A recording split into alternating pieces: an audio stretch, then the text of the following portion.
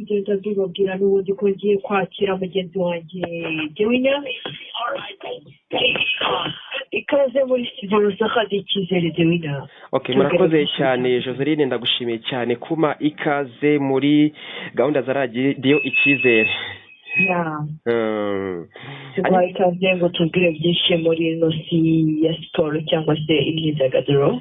Hanyuma rero nk'uko bimaze kubimbwira amakuru ni menshi cyane mu isi y'imikino ndetse n'imyidagaduro. Reka twihute cyane duhere muri siporo, ariko mbere ya byose ntabwo twatangira ikiganiro tubanje gusuhuza abakunzi ba Radio Icyizere. Reka tubasuhuze twifuriza n'amahoro y'Imana kugira ngo abane nabo muri rusange. Ni tariki 23 Gicurasi 2022. Iyi ni Radio Icyizere bakomeje gutega amatwi. Nge nitwa Innocent Bimenyimana Success. Twinjiye mu mwanya w'ikiganiro tubagezaho amakuru avugwa mu myidagaduro ndetse na siporo. Reka rero dutangire tuyanzikire hano mu Rwanda muri siporo.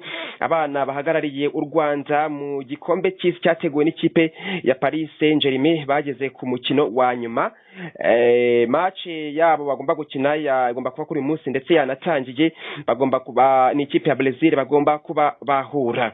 Rero twihute cyane na mu Rwanda nta makuru meshari, ahubwo reka twikomereze tujye i Burayi. Nyuma y'imyaka 11 ikipe ya AS Milan idatwara igikombe cya Serie A, noneho kera kabaye yaraye bashije kwegukana icyo gikombe nyuma yuko giheruka rwose muri 2011.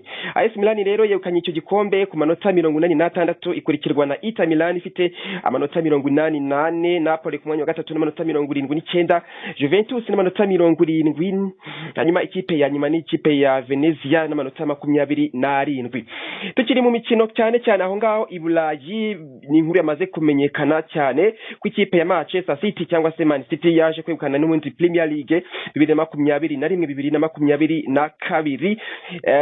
Yari hanganye n'ikipe ya Liverpool, ariko bitewe nuko amanota yari arimo ari menshi, yewe ejo barafite na match n'ubundi zagombaga kukiza urwo rubanza niba Liverpool igomba gutwara igikombe cya Premier League cyangwa se ari Manchester City, ariko byaje kurangira n'ubundi ikipe zombi zitsinze, ariko bitewe n'amanota ikipe ya Manchester City yarushaga Liverpool bituma n'ubundi iyo kipe itayegukana icyo gikombe.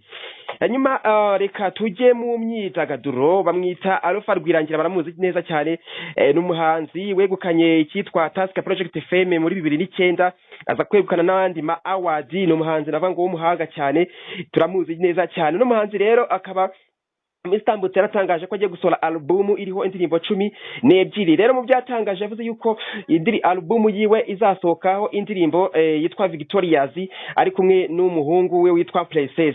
Album ye rero ni yakozwe n'abahanzi bagiye n'abaproducer batandukanye witwa Chris Niti, Hollybeat, Satana, n'abandi batandukanye barimo nk'abamixer nka Bobby Pro n'abandi bagiye batandukanye muri rusange. Hanyuma Alpha Rwirangira akaba yatangaje yuko indirimbo ya mbere kuri no album yise izasohoka tariki 25 z'ukwa gatanu 2022. Tunibutsa abakunzi ko iri ya tariki ya 25 z'ukwa gatanu niyo tariki ya mavuko yiwe. Reka rero soreze hariya mu Butaliyani yaje gutungurana Kim Kardashian rwose, ubwo yagiraga gutya abakunzi be cyangwa se agatungura abantu arimo agenda atembera rwose n'amaguru mu mujyi witwa ngo Portofino, mu mujyi wa Portofino. Uno muhanzi Kim Kardashian rero numwe mu bazitabira ubukwe bwitwa Travis bugomba kubera ahantu hitwa muri Castello Brown. Ngira ngo rero Joseline, niyo makuru twabateguriye muri sport ndetse n'imyidagaduro, dushimira abakunzi ba Radio Icyizere badahima kudutega amatwi. Reka tugushimire Dewina. Yego nawe urakoze cyane, ariko nk'ibisanzwe ntabwo dushaka kuba twagenda tutibukije abakunzi babo ahantu rwose bashaka kubagenda bahahira ibicuruzwa bigiye bitandukanye. Turi kumwe na Better for You, ni barabaha imigati myiza cyane, barabaha amacapati, barabaha amasosiso n'ibindi bigiye bitandukanye byose bikoze mu ifarini. Turi kumwe na WhatsApp shop, turi kumwe na Isange ngo Masako Mutangwa Financial Limited, turi kumwe na Youth Driving School n'abandi bagiye batandukanye nka Smart Arts and Craft Market. Turi kumwe na Eugene cyangwa se Papa Diane. Hanyuma reka nkubwire ngo ukomeze ugubwe neza cyane Joseline, uha ibyiza abakunzi ba Radio Icyizere. urakoze nawe cyane akazi keza. Okay, nanjye murakoze cyane. Nge nitwa Innocent Bimenyimana, ni radio Icyizere, twe turi mu kiganiro cy'amakuru yavuzwe yo mu bitangazamakuru ndetse ajyanye n'imyidagaduro ndetse na siporo. Ciao ciao, God bless.